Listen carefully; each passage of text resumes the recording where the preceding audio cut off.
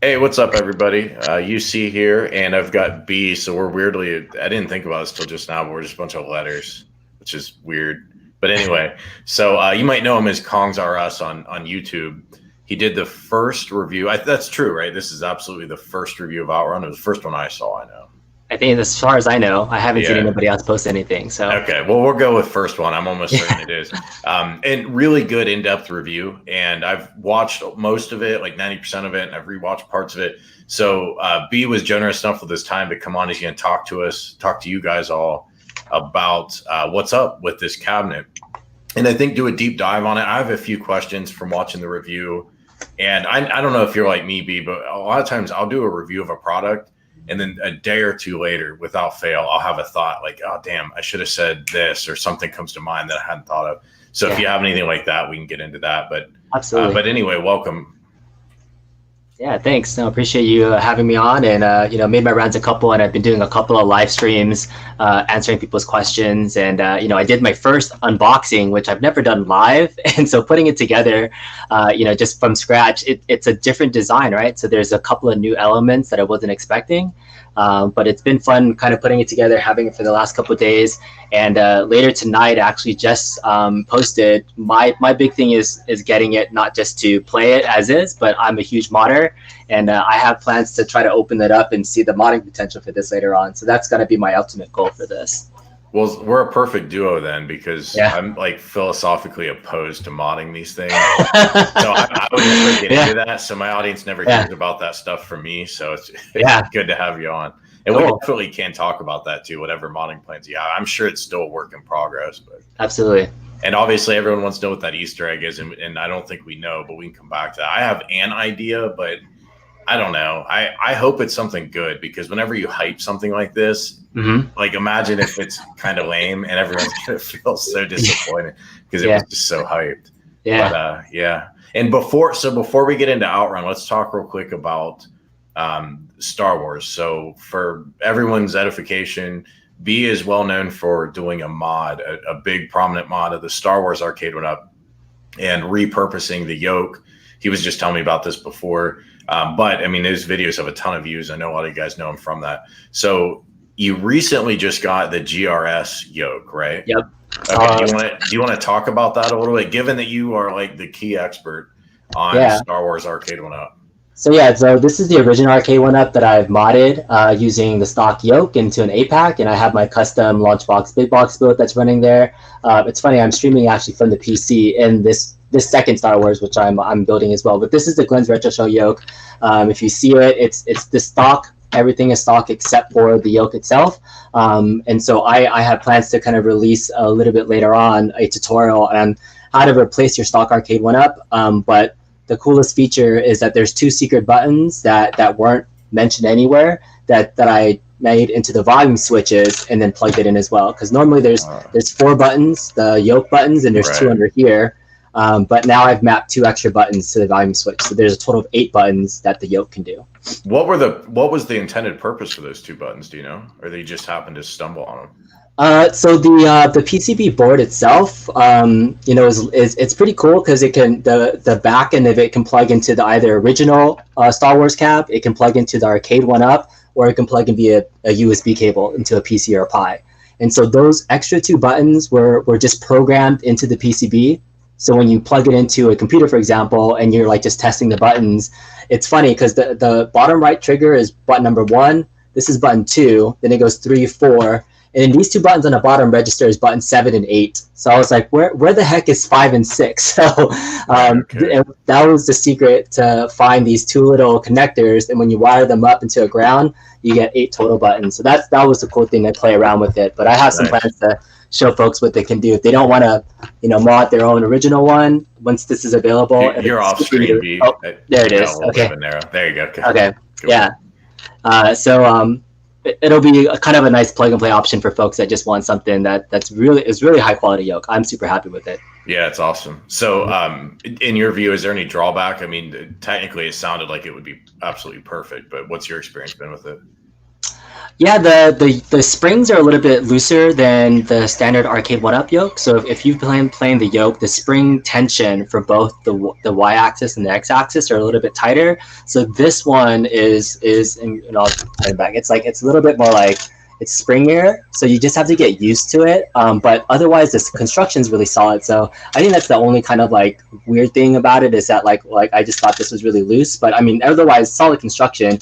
But like if you're going hard, like doing this is different than doing it on the stock one. So that would be my only downside for it. And I wouldn't even call it a downside. It's just something you have to get used to if you're playing. Used to. And it's completely gear free, right? Correct. Yeah. So it's using kind of the magnetic pot sensor that you would see if you've ever seen an Ultimark flight stick, a 360 flight stick. It uses that magnet sensor. So gear free. I opened it up. I actually one of my live streams 2 weeks ago, I actually opened it up completely so you can see the entire guts of it. And I think I was the first to open it up and find those buttons too. And Glenn actually confirmed with me via message that those are indeed secret buttons. So that was pretty cool. Nice. Cool, man. All right. Well, we can get into Outrun now. I know it's what everybody's here to see, but I wanted to dive into that real quick. What's up, Danger? So thanks for coming again, guys. So I tell you, my first thought when I saw it, to me, what was most surprising when I watched your review, I think it was even in the unboxing, was that the pedals actually are slightly recessed. So I was like freaking out about, hey, this is going to be an ergonomic nightmare. You're going to have these pedals way out in front. You're going to have right angle knees. You'll be hunched forward like an old lady trying to drive. Yep. It's going to be ridiculous.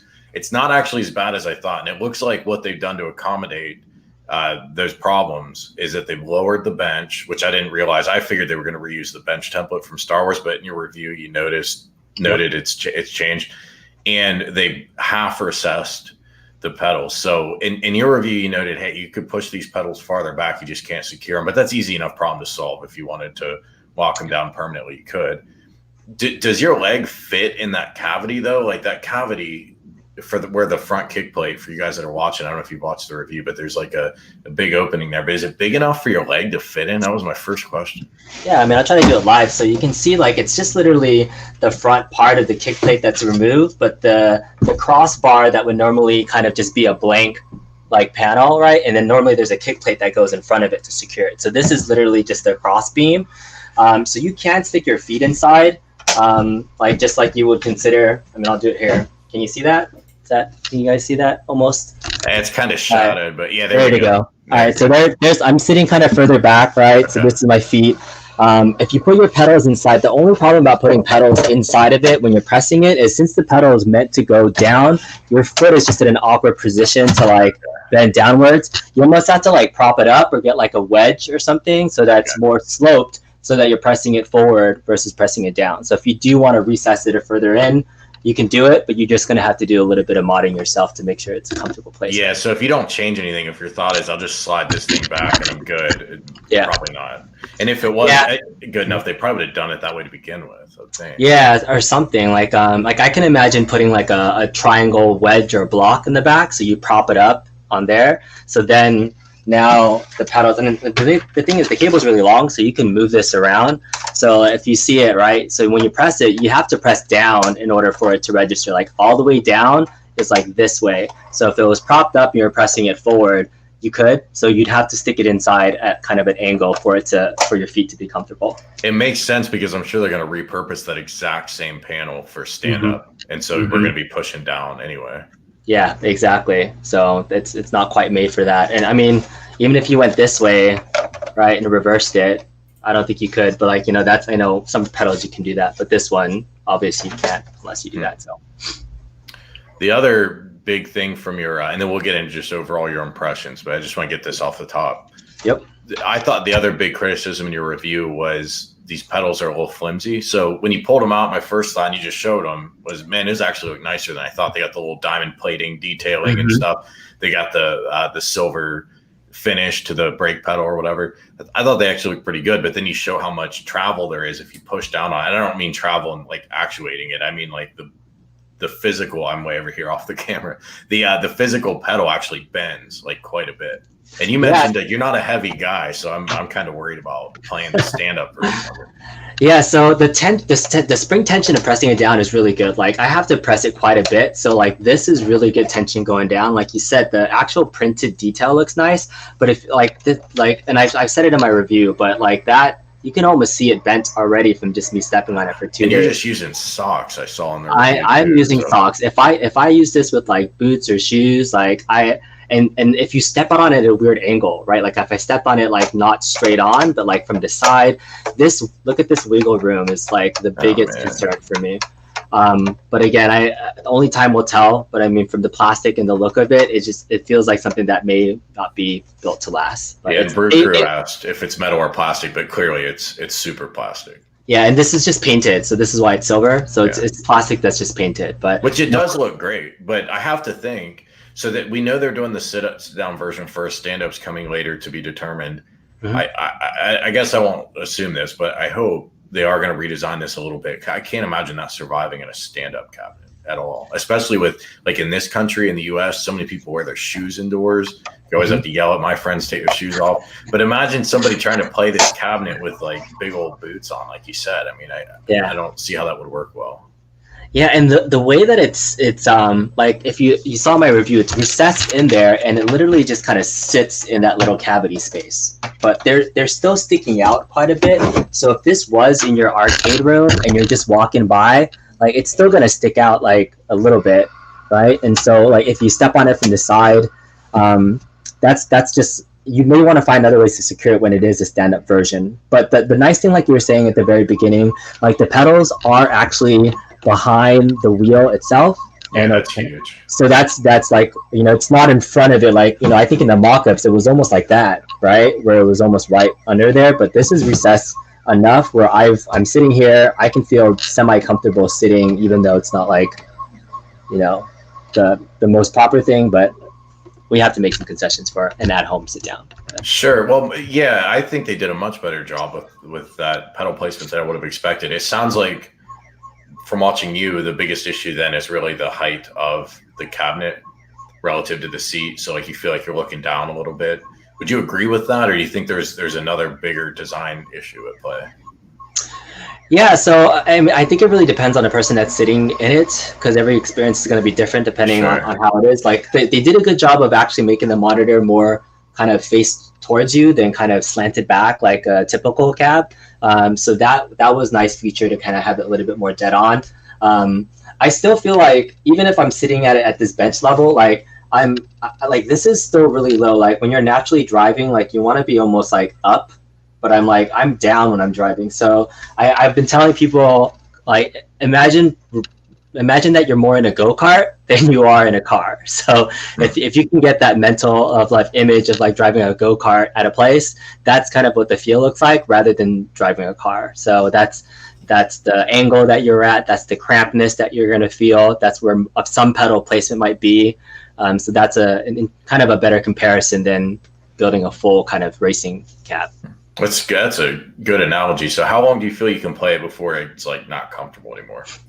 I went through all 4 rounds of it, and comfortableness was okay for me. It's like, and I'll say this, but like it's more like my butt is hurting because the cushion is really bad. Yeah, like, you know, that's the real problem. That's more like my back and angle of everything. Like it's okay, but like sitting, I think you were asking about the one thing that I should have noted even more. But after sitting on it for like the last 2 days, I'm sitting on it right now. There's like no more support. I'm sitting essentially on the wood board, and it's sunken all the way through. It's funny you say that because I have the Star Wars stand-up. I never picked up the sit-down. But when I saw photos or video of the sit-down, my first thought was the bench looked too firm, but I didn't know that. It's just how it looked to me. I never sat on it. But then in your review, you noted that, no, actually the Star Wars bench is kind of premium, kind of nice. It's the Outrun bench that's crappy. So they've redesigned it in 2 ways. They've lowered it, which gives you a better, less hunched over playing position, which is awesome. Big win. I got to find my camera here. Big win. But they've reduced the quality of the material. But then now you're saying they've also reduced the quality of the padding. It's just not as supportive. Is that all accurate? Absolutely. Like I have the bench right next to me. I was fortunate to pick up a bench kind of secondhand, and yeah, that the bench I've sat in for at least, you know, a couple months now, and you can tell just from the pictures that even the quality of the leather and the padding is definitely different. I wonder if we're going to get some third-party seats with like back support and stuff.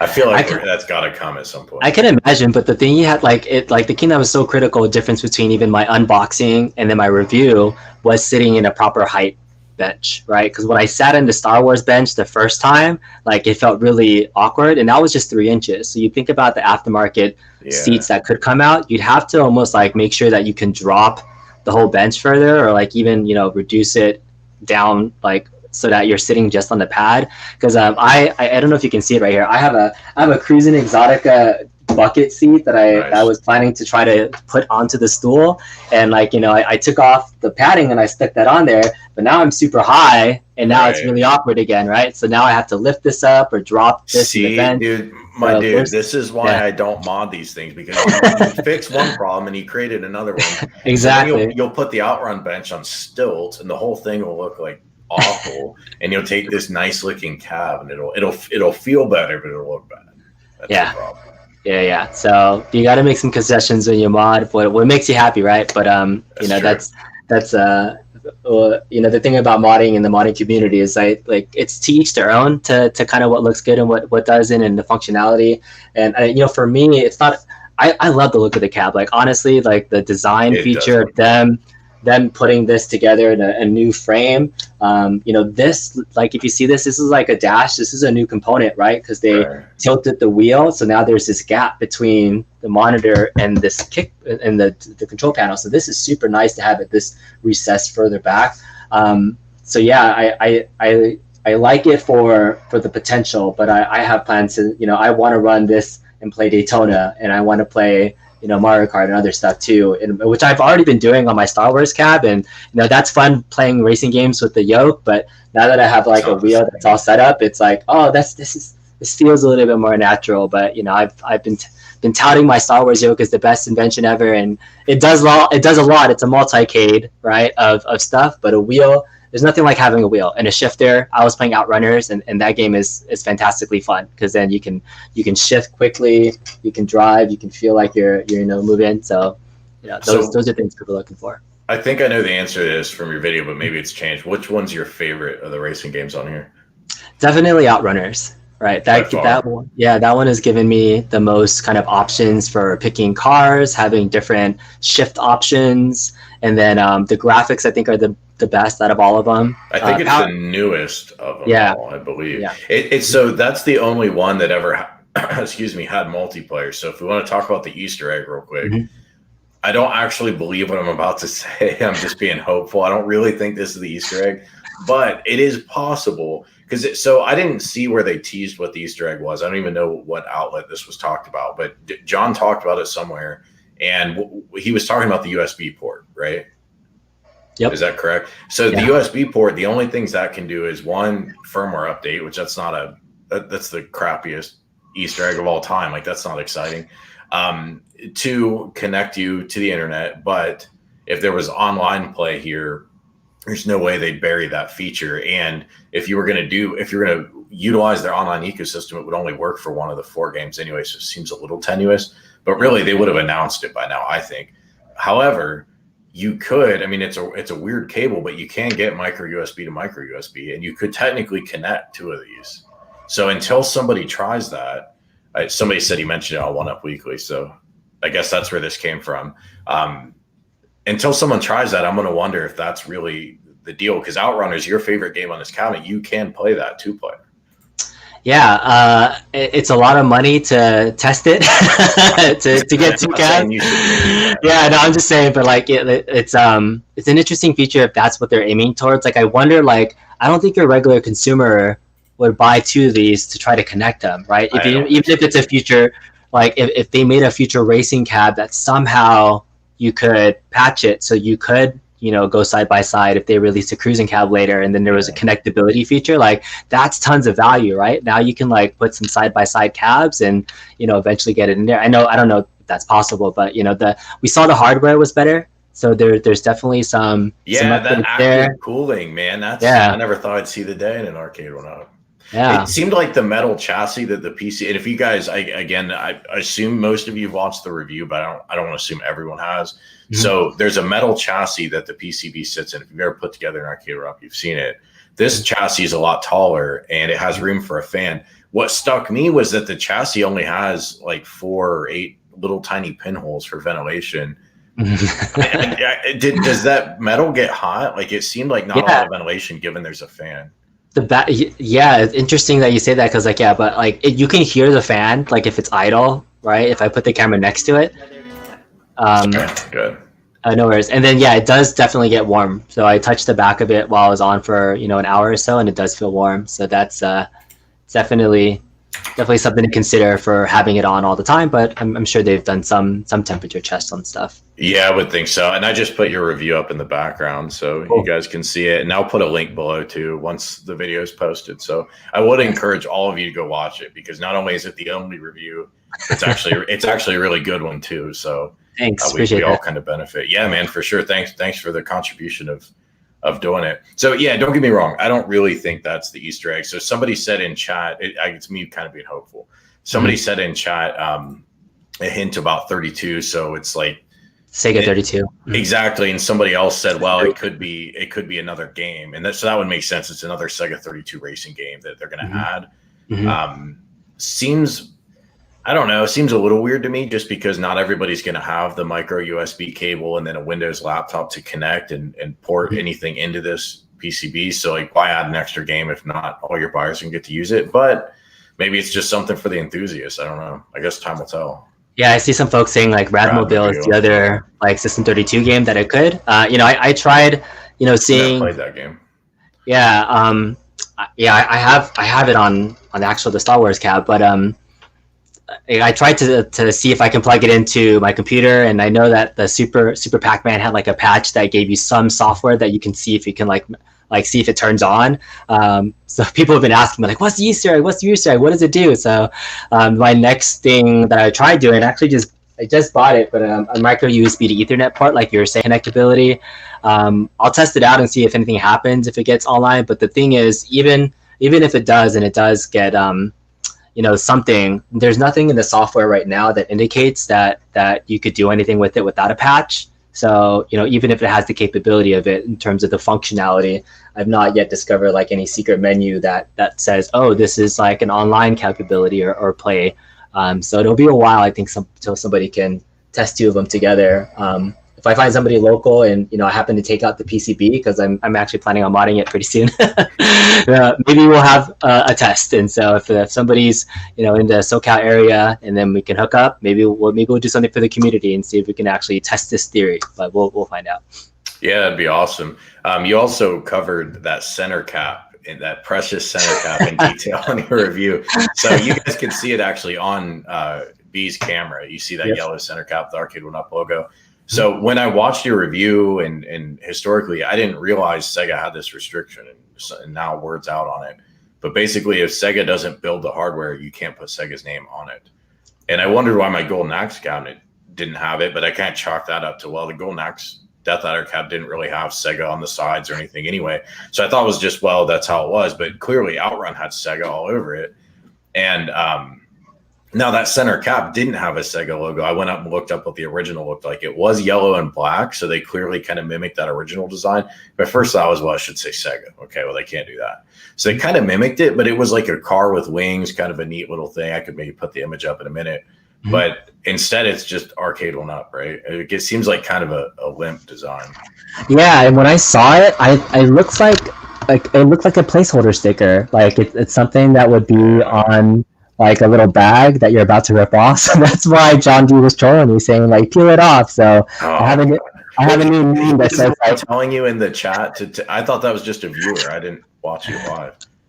Yeah, he was joining, so he and some other viewers were saying it, but it was all in good fun. I had mentioned that it looked like that, so people were saying it, but I have plans to actually replace a sticker. So there's some folks, Ty from Arcade Graphics already reached out to me, was going to send me a sticker too. So nice. But otherwise, yeah, I was planning on changing it up because even the look of it just looks off from like everything on the cab looks beautiful, and then this one is just like the thing that looks a little out of place. So it was the original Ferrari logo. Well, that was weird. It wasn't, at least the one I found on eBay, wasn't a Ferrari logo. It looked like a genericized, but it said it was the original. But it's like $20-$30. I have no idea if it's the right size. I'm sure it's a different size steering wheel. But yeah, it wasn't Ferrari. And also, too, I didn't mention it earlier, but Ferrari is not here. Is correct? Is that correct? There's no Ferrari badging in the game at all, right? Not that I've seen, no. Like, even though you're still using the original cars, like there's nothing in terms of logos on even the car designs that would say anything that has that license. So what would you, now that you've had a few days with this overall, who would you recommend this cabinet to? Like, clearly you like it, so I'm sure someone, I'm not going to ask you if you'd recommend it or not. It sounds like you would, but who would you recommend this to? Like, at what point is this a buy?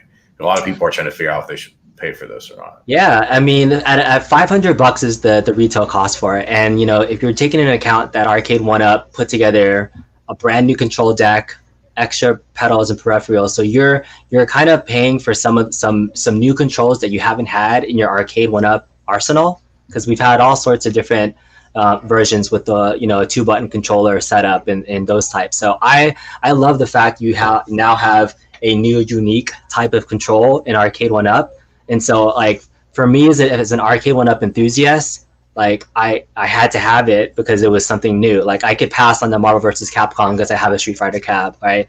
And racing is such a huge component of anybody's kind of racing or like arcade experience that, to have this in your home, this is upstairs in my living room den. Like, there's no way you can fit a full-size racing cab in your upstairs house without crazy amounts of work, right? So the portability of everybody's game rooms and having this there, like, this is for them that want to have, if you can't mod it yourself and build a bucket seat, like I think the unique controls do make it a buy for the casual folks and that like Arcade1up for what it is. For me in the modding community, there's also tons of potential. It just starts getting more expensive now that you spent $500 and you're gonna do some modding to it, but like that's my joy, and I actually get more fun out of modding than I do playing for the most part. And so that was one of the core reasons why I bought it.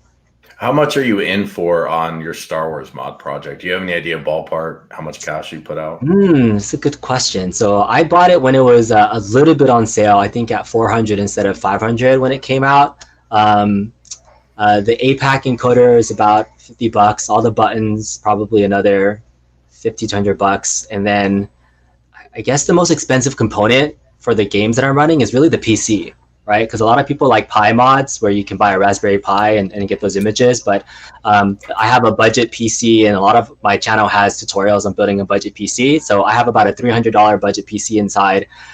So all in all, I'd say just parts and everything, about $1,000, I'd say, total, including cost of the cab, right? So I'll probably put another $400-$500.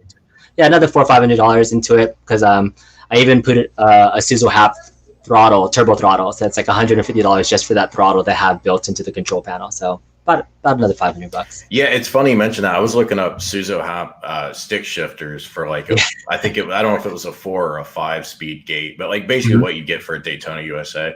And man, they're expensive. They're like a used one is like $150. Absolutely. So I mean, so if you see the turbo shifter here, right? So this is the Arcade1up, and this is just a little plastic miniature turbo shifter with a little red button, right? So this is kind of what's in the stock Outrun. If you remember what was in the arcade, I have a sample version of the Suzo Hap throttle from an arcade. So this is a Suzo Hap throttle that's way more solid. It's a little bit thicker, has a metal base on the bottom as well, and then a turbo button as well. So this is a little bit bigger. This is that $150 controller that you're saying. So I was used to using this and using a throttle, and so that's when I immediately saw the Outrun one. I just knew the quality of it was obviously we weren't going to use like all metal, but it didn't compare to the arcade experience. Yeah, and look, I can kind of understand why they would cut a corner on that, because it's, for these games, shifting is a really small part of the gameplay experience. You're up and down, and that's it. Yep. It's not an active, engaged part. By the way, we've got Deputy Van Halen here, a longtime viewer of the show. He claims he has an 87 Ferrari Testarossa. My dude, I'm going to see some photos of that. You can send them to my email. Also, if you do own that, I really hope you do some Miami Vice type shit, because that's yeah. dope. Deputy was watching my earlier stream with Bobby Vu and To Die For mods. We were doing a mini kind of like modding potential session. So I remember he was there asking a lot of questions. So nice. Thanks for joining. Well, maybe he has some pull with Ferrari. We can get that license. Seriously. So you mentioned that you like it's emulating an interlaced view on a CRT, but I can't scan lines. Scan lines. Christ. Yeah, scan lines. That you like the scan lines. So I do too. I always feel like I'm in a minority for that. A lot of people crap on fake scan lines on LCD, but I kind of like it. And I thought Code Mystics did, I wouldn't say a great scan lines, but good scan lines, really solidly good ones. But you mentioned that in your review that you like them. I'm with you on that. Just put that personally, I do too. Bobby was one that earlier today, he was like, I highly recommend you don't, because he got dizzy looking at it. So I guess it just really depends on your visual cue. But that's really cool. Like, so the cool thing about like the Code Mystics settings, and I don't have the Golden Axe or some of the other games that they might have done. You got to get Golden Axe, dude. It's really fire. I know you were talking about the unique stuff, and so I get it. And you're probably like me. You got limited room. You don't want to buy stuff. Yeah, I have a Turtles cab, so. Exactly. But you sell your Turtles cab, put that thing in the dump, get Golden Axe. Nice, cool. But the options, right? So like it's so easy to get into the options for each game and change some of those settings for things. Like that's what really. I was like, well, it's really easy to go in here and turn the scan lines on and off and then get back into the game. So it really makes you wish they'd do it for all their cabinets, because the menus are handled really well. I agree. Yeah. This was really simple, like really user intuitive. I was impressed with the user interface for this. Yeah, it's dope. I got my Golden Axe at the same time I got my Miss Pac-Man, and Miss Pac-Man's a great cabinet, great games lineup. The chassis of it's real nice. It's shaped well. It's like the right height, blah, blah, blah.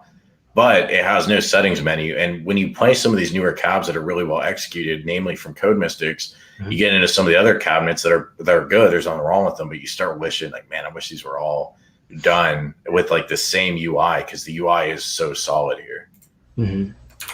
Yeah, absolutely. I would agree. And this was my first time experiencing a cab that was done by them. So I can attest to that now. So I will take you up on potentially looking for a Golden Axe if it comes down. I know the availability. 500's tough. You talk about the price if the price comes down. Yeah. $500 tough.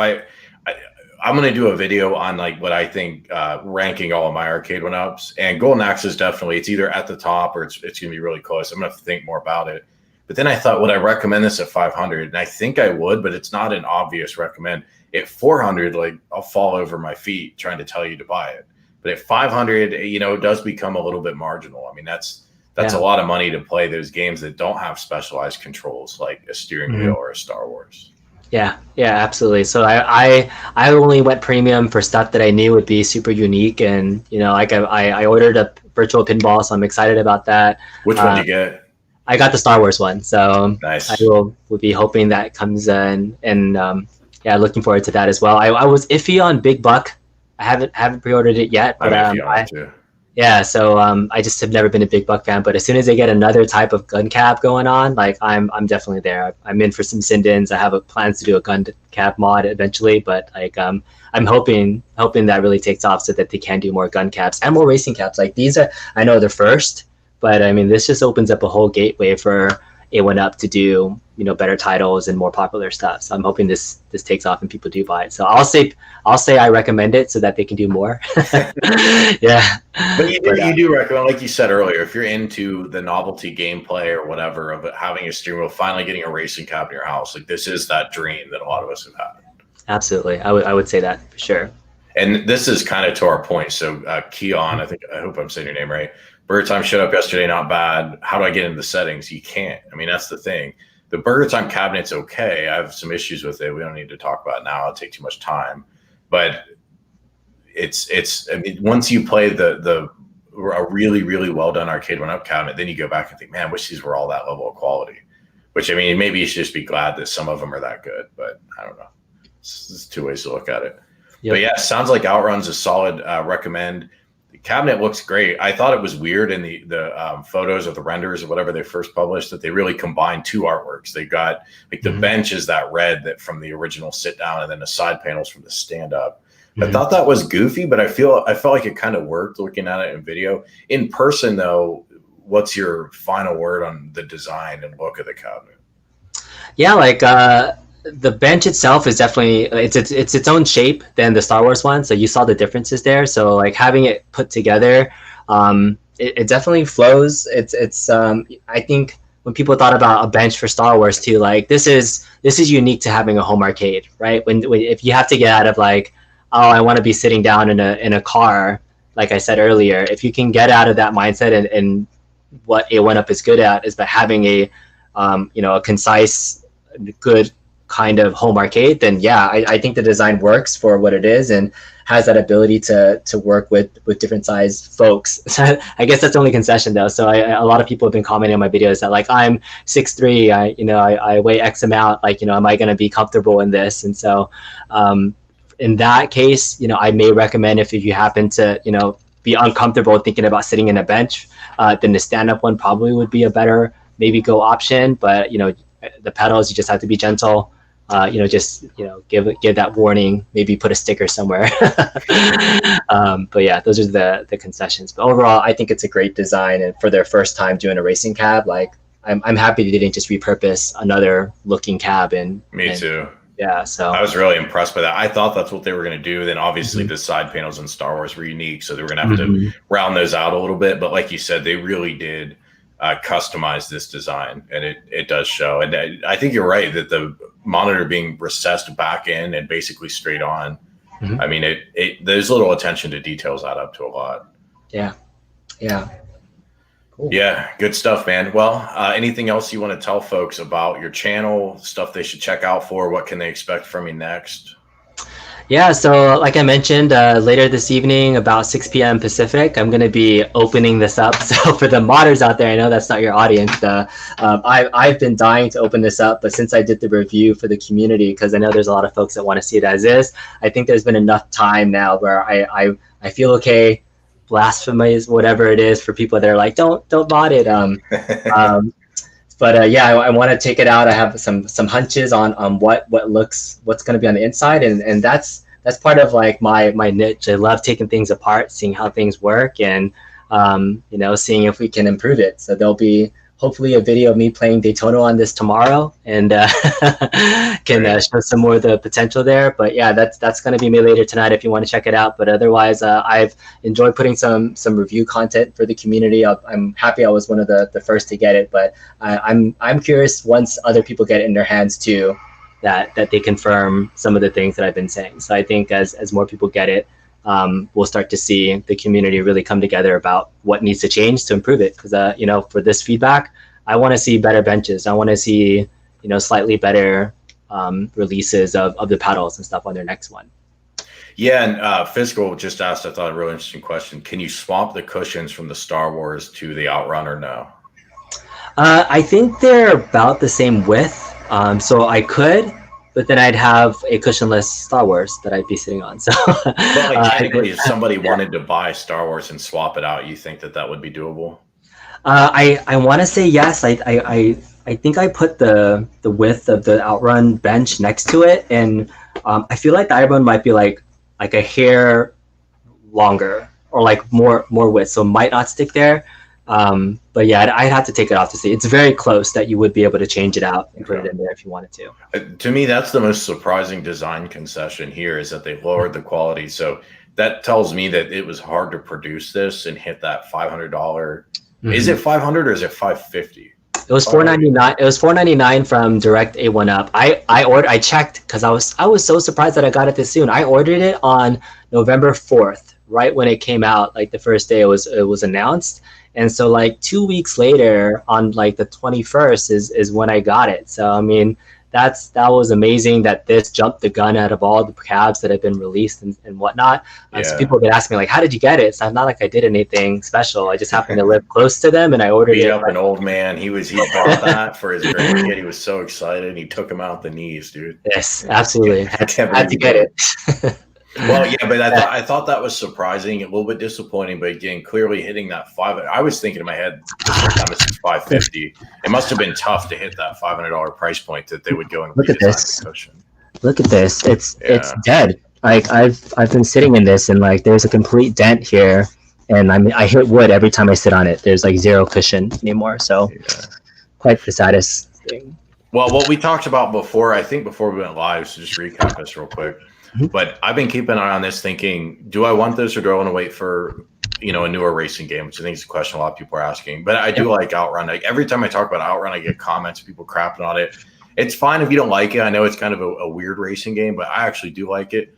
Yeah. But then my other question is always, should I get the stand-up version or roll with the sit-down? And for me, it'd be more a matter of like space. Like, okay, I only have room for maybe one or two of these sit-down cabs. I don't want to blow my load on them now. That was a weird sentence, but you know what I'm saying? Yeah. So if I go for the stand-up one, then you showed the flimsiness in his pedals we talked about earlier. I would be really worried about standing up and the amount of torque I'd have to push down, or just like shifting my body weight a little bit.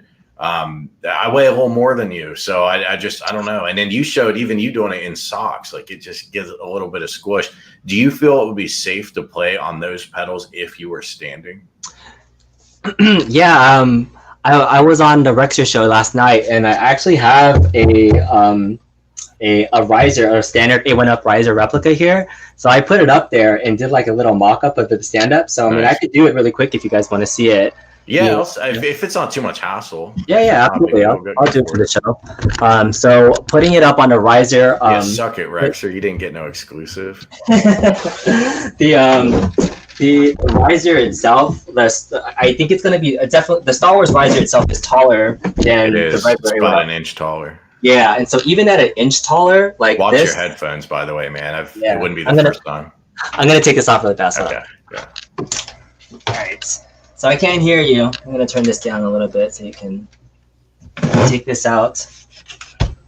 So this is the standard Arcade1up riser, a replica that was made by my buddy Bobby Vu, Today for Mods. He can replicate anything, so he replicated this for me. So I'm just going to lift it up. While he's doing that, Van Halen, you asked what my email is. It's unqualifiedcritics@yt@gmail. But you can go to my About page on YouTube, and it'll have it.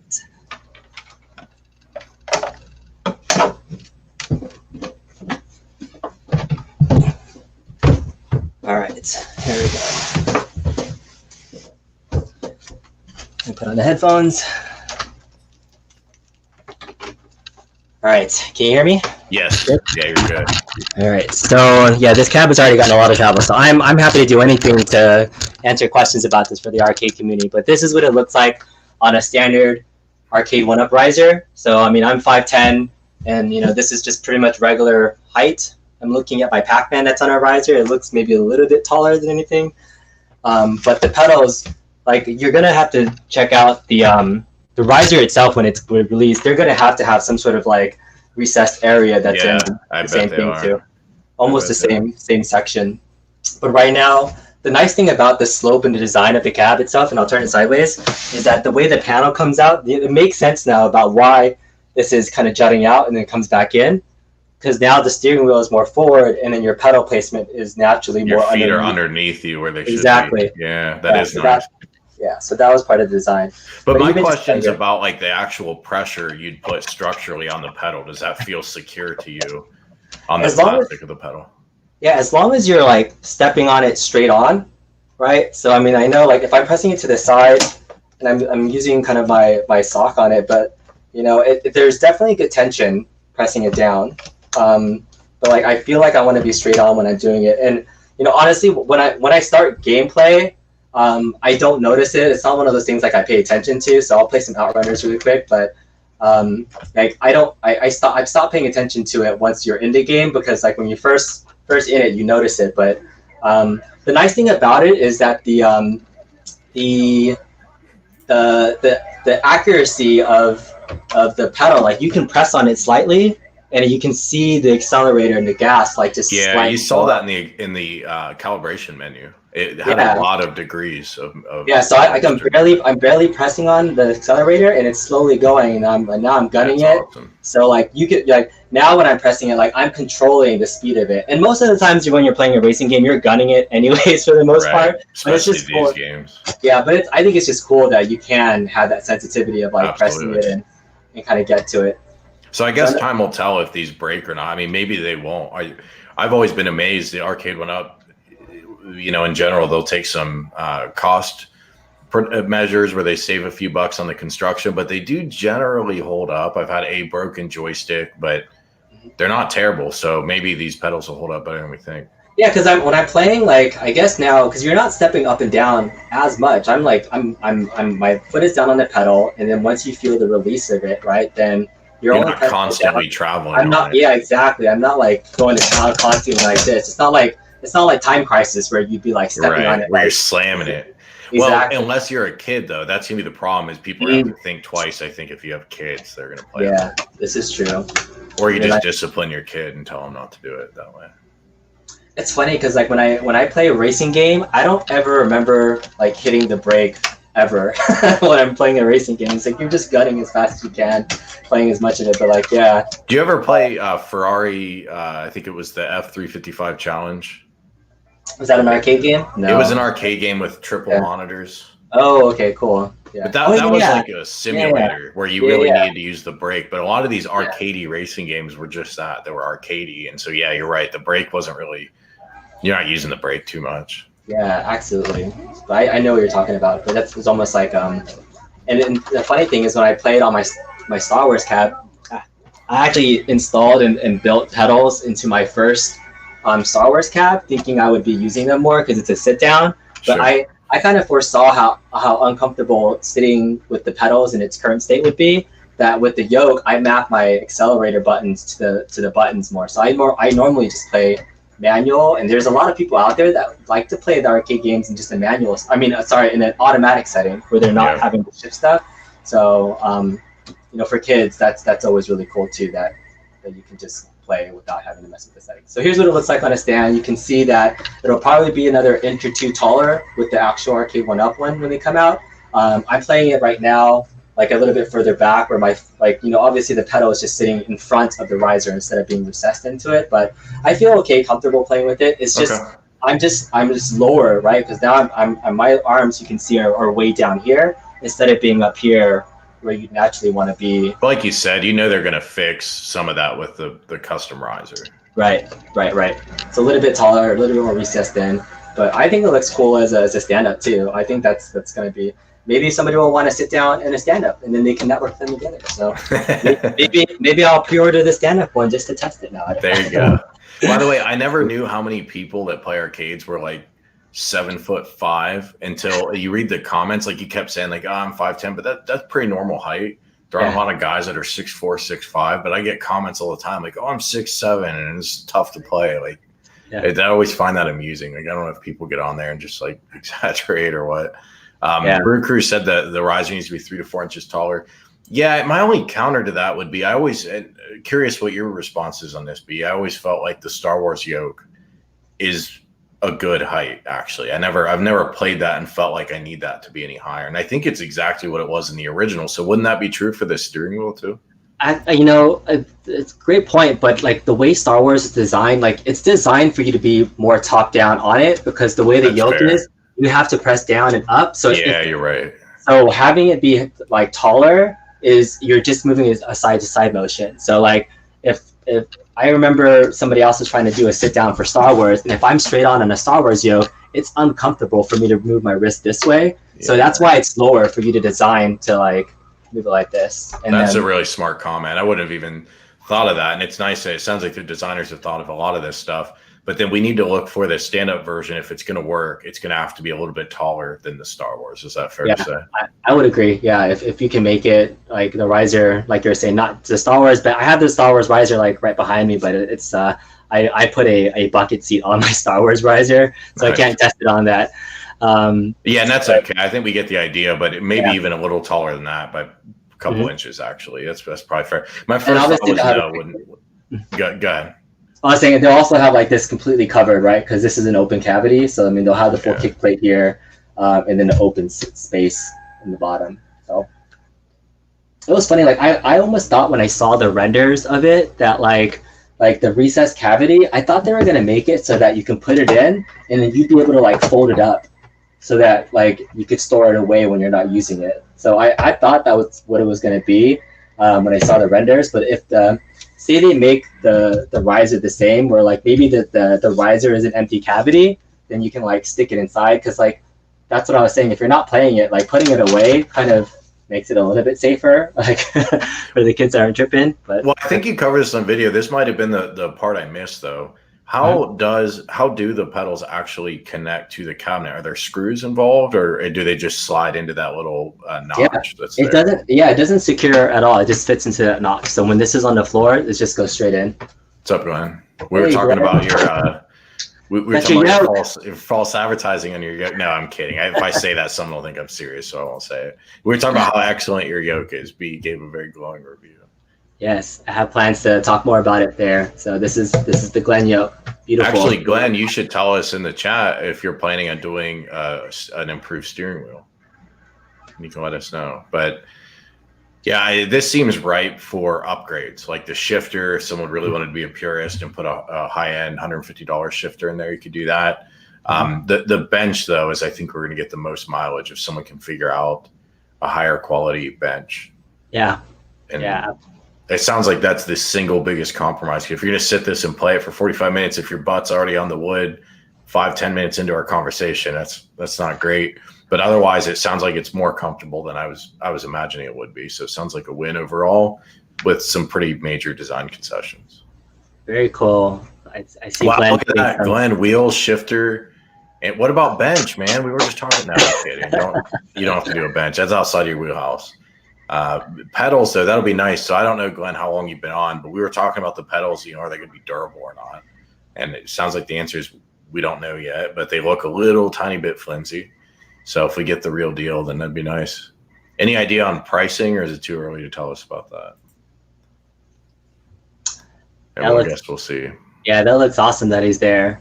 So like the only other person that has seen it, like in the IC Bobby's on there to die for, and so he was giving his opinion about the bench and what you can do to mod it. But I think that's probably like the two things you're gonna want to change if you do is you can just buy another cushion from Living Spaces or something else to replace it. You kind of put a bench there, and then the pedal upgrades are a must. Like the steering wheel itself, like I was impressed with the analog settings that you saw in my test. And the feel of the wheel itself. So like I give those props, like in terms of that, a shifter and pedals and the seat probably would be what I would recommend. But if it all comes in one package, like Glenn was saying, that's pretty cool. That'd be pretty awesome. So we'll see what it takes. I don't know if you know this. I tried to look it up earlier. I couldn't find it. Do we remember or know if the original steering wheel, did it reset to the center like this one does too? I haven't played the original enough. I know there's been some people that said it was force feedback or not, but like they had some that were rumble and some that weren't. Like they had a really high end version where the whole seat moved, and I think that was at least one of the units where the steering wheel rumbled. I don't think it was actual force feedback, but it was rumbled. Like which obviously we don't get.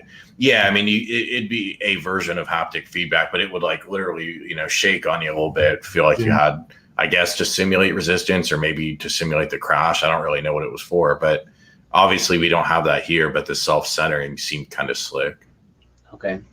Yeah, but the weightedness of it going back to center is actually nice on the stock one. I'll give them that much that they got the wheel feeling pretty good for what it is. Well, and we've got oh man, I got to show this. So Van Halen sent me a damn Van Halen, you have a badass house, man. I thought I had a nice house for Columbus, but you make me look bad over here. So he sent in a photo of his Ferrari Testarossa, and since we're talking about Outrun, and he asked me to show it, so I don't think I'm doxing him in any way. His wheels look really nice too. Let me pull that up. Very cool, very cool.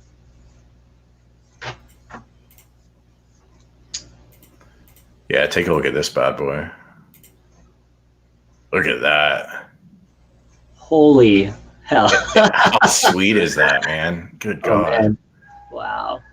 That's really and here, let me pull up. We got some photos of the interior too. Damn, that looks, dude, that bright red interior. Nothing's as cool as it was in the 80s. All right, here we got another one.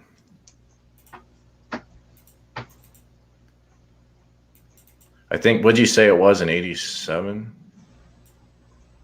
Look at that interior, man. That looks like that's in excellent condition too. Wow. Like, look at that leather. I mean, that's always like the first thing to show wear. It's not like a stock photo. That's his. He's saying it's his. Come on, Van Halen. I guess we could put some conspiracy theories on this, but yeah, that's badass, man. Cool. I've seen like so we live in a city in Ohio that like it's not known for a lot of awesome cars. There's a handful of nice cars that cruise around. I feel like I know a lot of them, but I've never seen this one. So this is new. So Van Halen, you'll have to cruise it around sometime. And then we'll look for you to get that. We'll definitely look for. I was saying like he should be looking at the full size cab if he has a Testarossa instead of the Arcade1up. So yeah, Arcade1up's not going to do it. It's not going to scratch that itch. I would say that much. The full size one that has the motion simulator. You need to find that version. And then, oh man, can you imagine the maintenance on something like that? I mean, I wonder how many of those are still operational that are out there. Yeah, I've seen pics of it where like the seat has like the wheels on it too. So I could see potentially even like folks doing graphics on the bench that replicate like the wheel and the look of that version of it. Like you were saying, they're kind of mashing up the sit down and the stand up together. Yeah. So that might be kind of interesting for folks to kind of spruce up because the graphics on the actual bench are really plain. You know, it's just, I mean, you can kind of see it, right? It's just the red and then the Outrun logo and the black on the back. So there's not much frills. No Sega. Yeah, no Sega. So no frills on the bench. And it looks okay. I mean, I think the real issue is the quality of that seat. So it's not that the design is bad by any means. It looks pretty nice, but I am surprised they put that Outrun logo on the side panel where it kind of overlaps a little bit with the actual Outrun on the proper unit. Yeah, that's true. Yeah, it's kind of right below, but yeah, kind of close to it. Yeah, that's kind of weird. Well, Garage Gamer tells us he has a Bugatti, but it's a Lego Bugatti. Yeah, I don't think anyone in this chat's gonna have a better car than an '87 Testarossa. Man, that is like God. I hope Van Halen. I hope you're not married because God, you pull that thing out in the summer, be pretty sweet. He says $2,000 for an oil change at the dealer. Oh my goodness. Jesus. Maybe it doesn't get driven that much. Anyway, man, I know you have a stream to prep for, so thanks so much for coming, B. Really appreciate it. Absolutely. First time you and I have connected, so I'm glad we got to meet. Yeah, absolutely. Thanks for having me on. I know folks have a lot more questions and things, so for those that are in the modding community and are interested, check it out. About another hour or so, I'll be just doing another stream, kind of in a similar space where I'm going to bring my whole kit, my wires, everything. I'm going to attempt to mod it live, and by the end of it have it playing Daytona. So that's the goal. So we'll see if we're successful or not. May come up with some issues, but that's the fun part. So that's the cool thing about modding for me. Awesome. And again, I'll put a link to your channel I'll probably do a pinned comment here. So for any of you guys watching this, if you go check them out, Kongs R Us on YouTube, or wait for that link and you can go straight to it. But yeah, man, thanks again. I'll talk to you soon. We'll have to do this again. And for everybody who came, appreciate it. Thanks. Appreciate having me on. Deuces, my man.